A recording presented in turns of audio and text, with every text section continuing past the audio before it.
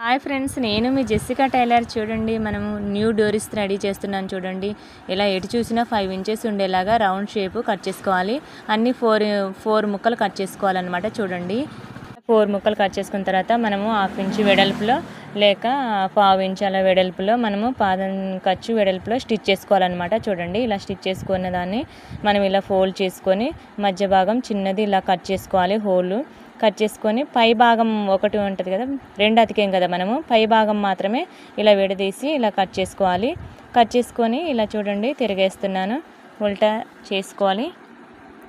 తిరిగేసిన తర్వాత ఇలా అంచెమ్మటి మనము మళ్ళీ దీన్ని స్టిచ్ వేసుకోవాలన్నమాట. కరెక్ట్గా క్లాత్ అంతా కూడా కరెక్ట్గా చేసుకోవాలి. ఇలా చేసుకొని అంచెమ్మటి స్టిచ్ చేసుకోవాలన్నమాట. ఇలా సైడ్ ఉంది కదా, ఇలా అంచెమ్మటి ఇలా రౌండ్గా స్టిచ్ చేసేసుకొని హోల్ ఉంది కదా, హోల్లోంచి మనము తాడు బయటికి తీయాలి. చూడండి, ఇక్కడ హోల్ ఉంది కదా, ఆ హోల్లోంచి మనం తాడు ఇలా బయటికి తీసుకుందాము.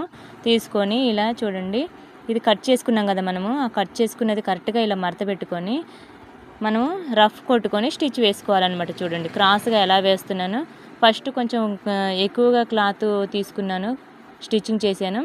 చివరికి మధ్యకి వచ్చేసరికి క్రాస్గా ఇలా వేసుకోవాలన్నమాట. 4 వైపులా స్టిచ్ చేశాను. చూడండి, ఇలా స్టిచ్ చేసుకున్న తర్వాత మనము ఇది ఇలా తిరిగేసుకొని పైన కూడా చిన్నది మనం గంటలు యథావిధిగా ఎప్పుడు పెట్టుకుంటాం కదండి, అలాగే పైన కూడా చిన్నది ఇలా మనం కట్ చేసుకొని స్టిచ్ చేయాలన్నమాట. చూడండి, ఇంత గ్యాప్లో ఒక 1.5 ఇంచు ఉండేలా గ్యాప్ చూసుకొని ఇలా స్టిచ్ చేసుకుంటే బాగుంటుంది అనమాట. చూడండి, న్యూ డోరీస్ రెడీ అయిపోయాయి.